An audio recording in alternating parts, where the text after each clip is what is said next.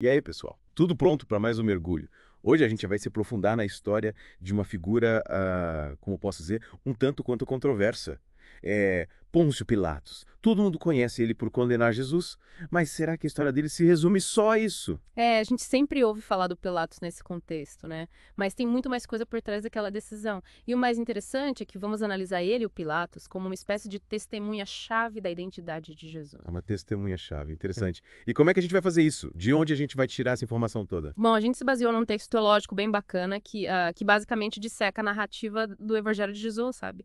O texto se concentra no julgamento e na crucificação de Jesus. Me explica melhor isso. O que mais te chamou a atenção desse texto? Várias coisas, na verdade. Hum. Mas uma que me pegou de jeito foi como o Evangelho de João, ele descreve tudo com riqueza de detalhes, sabe? Tipo, não foi um evento repentino, as lideranças religiosas já estavam de olho no Jesus há um bom tempo, tentavam prender ele.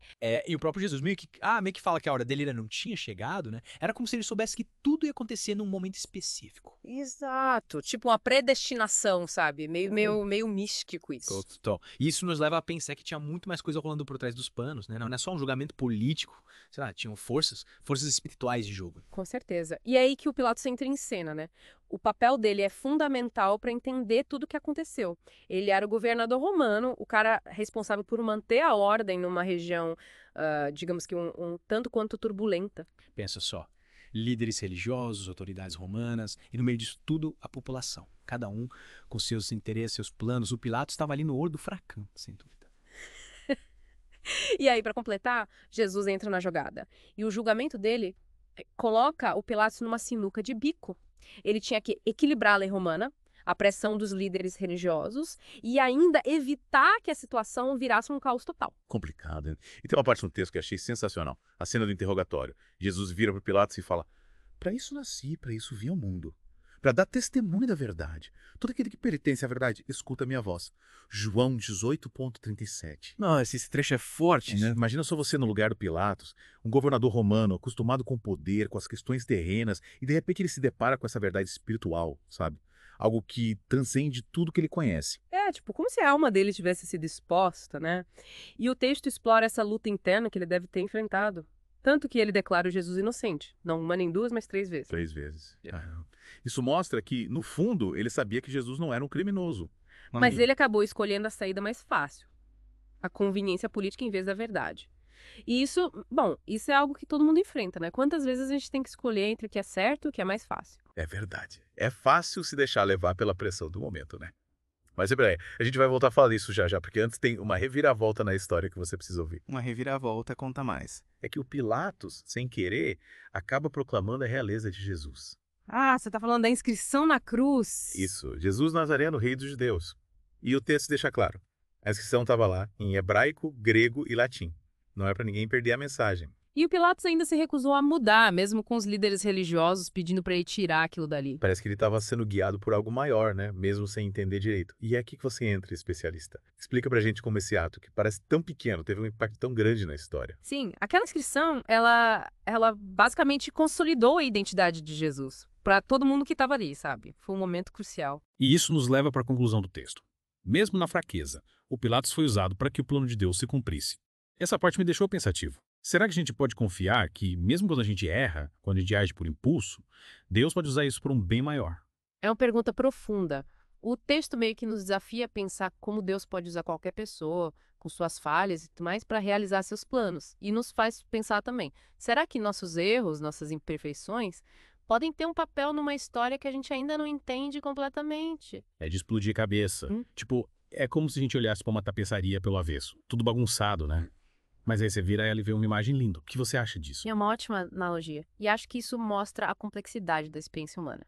Todo mundo tecendo suas próprias tapeçarias, fazendo escolhas, errando, aprendendo. E às vezes até nossos erros podem contribuir para algo incrível. Mas, voltando um pouco, o texto fala bastante sobre o julgamento de Jesus ser um choque de cosmovisões. O que você acha que ele quer dizer com isso? Então, o texto coloca que, para o Pilatos, o importante era manter a ordem no Império Romano.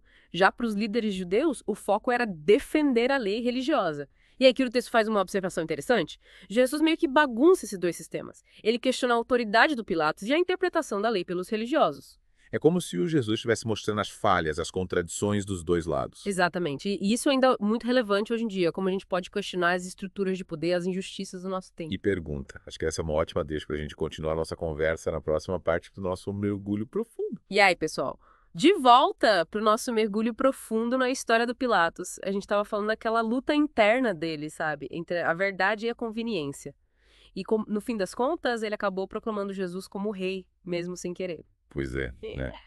É incrível como a história é moldada por essas decisões que a gente toma, às vezes sem pensar muito. O cara tava lá tentando manter a ordem e de repente, bum, ele vira uma peça-chave na história mais famosa do mundo. Isso nos faz pensar na soberania divina, né? Mesmo quando a gente acha que está no controle, Deus está lá usando todas as coisas, até nossos erros, para realizar seus planos. É tipo um efeito dominó, sabe? É. Uma coisinha que a gente faz hoje pode ter um impacto enorme lá na frente. Sem dúvida. E essa é uma das grandes lições da história do Pilatos, eu acho. Ela nos desafia a olhar para dentro, sabe? Para as nossas motivações. A gente está tomando decisões baseadas na verdade ou naquilo que é mais fácil, mais conveniente. É fácil julgar o Pilatos, né? Mas, pensando bem, quem nunca fez isso? Escolheu o caminho mais fácil, evitar conflito. A gente precisa cultivar essa integridade, sabe? Esse compromisso com verdade, mesmo quando dói, mesmo quando é difícil. Mas como a gente faz isso? Como ser mais parecido com Jesus, que se manteve firme, na verdade, mesmo quando isso significava, tipo, sofrer, ser perseguido. Começa com a gente sendo honesto com nós mesmos, né? Reconhecendo nossos pontos fracos, sabe? Ninguém é perfeito. É ser humilde o suficiente para admitir quando erra e pedir ajuda, buscar orientação. E se cercar de pessoas que nos incentivam a ser melhores, né? Que nos cobram quando a gente está saindo do caminho. Com certeza. A gente precisa de amigos, de uma comunidade que nos ajude a crescer, que fale a verdade, mesmo quando é difícil de ouvir. E a gente está disposto a ouvir, né? A ser corrigido, a mudar. É uma caminhada, né? Mas o texto nos lembra que a gente não precisa ser perfeito para ser usado por Deus. Mesmo com nossos erros, ele pode realizar coisas incríveis através da gente. Que bom ouvir isso. Tipo, tira um peso das costas, né? A gente não precisa ter tudo sob controle, só precisa confiar em Deus e se entregar ao plano dele. Exatamente. E é aí que entra a fé, né? Confiar que mesmo quando a gente não entende, mesmo quando as coisas parecem injustas, Deus está no comando. Ele tá lá, descendo a tapeçaria, usando até nossos erros para criar algo lindo. E isso nos leva de volta para a inscrição na cruz, né? Que não era só sobre a identidade de Jesus, mas também uma declaração de vitória. A vitória de Deus sobre a morte. E um lembrete de que, mesmo nos momentos mais difíceis, sempre tem esperança. É isso aí. Uma esperança que se baseia na ressurreição, né? Jesus venceu a morte e nos oferece uma nova vida. Essa é a mensagem do Evangelho, né? Que mesmo errando, mesmo sendo imperfeitos, a gente pode ser redimido pela graça de Deus. E essa graça nos dá força para viver com coragem, com integridade, para defender a verdade, mesmo quando é difícil. Porque no fim das contas, o que importa não é a inscrição que a gente coloca na nossa própria cruz, mas a inscrição que Deus já colocou no nosso coração. Que lindo! E é uma verdade que a gente pode guardar para sempre, né? Não importa o que aconteça. Então, para a gente finalizar essa parte do nosso mergulho, eu queria te perguntar, o que te marcou até agora? O que mais te tocou? Pensa aí na sua vida, nas suas escolhas. Tem alguma área que você está deixando de lado seus valores? Tem alguma verdade que você está evitando? Como seria para você viver de forma mais autêntica, mais corajosa, mais alinhada com aquilo que você acredita? Bom, pessoal, chegamos à última parte do nosso mergulho na história de Pôncio Pilatos. A gente viu como ele se debateu entre a verdade e a pressão política e como, no fim das contas, ele acabou servindo ao plano de Deus. E o mais legal é que, mesmo sendo uma história antiga, ela ainda é super relevante pra gente hoje, né? Essa questão de escolher entre a verdade e o que é mais fácil, entre ser íntegro e ser oportunista. Pois é, né? É como se a história do Pilatos fosse um espelho pra gente. Quantas vezes a gente não se vê numa situação parecida? Tendo que escolher entre defender o que acredita e, sei lá, manter as aparências, proteger o nosso próprio pescoço. E é aí que a coisa pega, né? Porque falar de verdade e integridade é fácil, mas quando a gente tem que pagar o preço, quando tem consequências reais, aí o bicho pega. É verdade. Aí a gente vê se a nossa fé é só da boca pra fora ou se a gente realmente está disposto a viver de acordo com o que acredita. E a história do Pilatos é um baita exemplo disso, né? Ele sabia que Jesus era inocente, ele mesmo falou isso. Mas na hora H, a pressão foi maior, ele cedeu. É um alerta pra gente, né? A verdade exige coragem, exige que a gente se posicione, mesmo quando é difícil, quando todo mundo tá contra a gente. Me lembra aquela frase do Martinho Lutero. Aqui estou, não posso agir de outra forma. É poderoso isso, né? Se manter firme, mesmo que você esteja sozinho. É isso que separa o joio do trigo, né? Quem tem convicção e quem só segue a manada. É ter uma bússola interna, sabe? Que te guia, mesmo quando a tempestade tá forte lá fora. Mas, e aí, como a gente desenvolve essa coragem? É fácil falar, mas na hora do vamos ver, o medo pode ser paralisante. É um exercício diário, né? Comece com as pequenas coisas. Se posicionar quando ouve uma piada preconceituosa. Escolher a honestidade em vez da mentira, mesmo que seja mais fácil mentir. É tipo fortalecer os músculos da alma, sabe? Mas quando chegar a hora da decisão difícil, a gente tá preparado. Isso aí. E lembrar que a gente não tá sozinho nessa, né?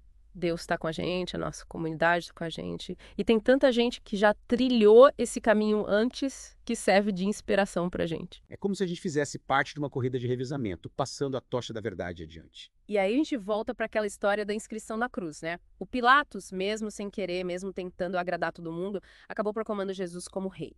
Deus usa tudo, né? Até nossos erros para realizar seus planos. E isso é muito animador, né? Significa que mesmo quando a gente erra, mesmo quando a gente falha, ainda tem jeito, ainda tem esperança. E essa esperança nos dá força para fazer diferente da próxima vez. Então, para a gente fechar esse mergulho na história do Pilatos, fica essa mensagem de, ao mesmo tempo, cuidado e esperança. Cuidado para a gente não repetir os erros dele, para a gente não se deixar levar pela conveniência, pelo medo. Mas também esperança, porque a gente sabe que Deus está no controle. Que Ele pode transformar qualquer situação. Que Ele está sempre pronto para nos perdoar e nos dar uma nova chance. É isso aí. E essa é uma mensagem que vale ouro, especialmente no mundo em que a gente vive hoje. Então, fica a pergunta para você que está ouvindo a gente. Qual vai ser a sua inscrição na cruz?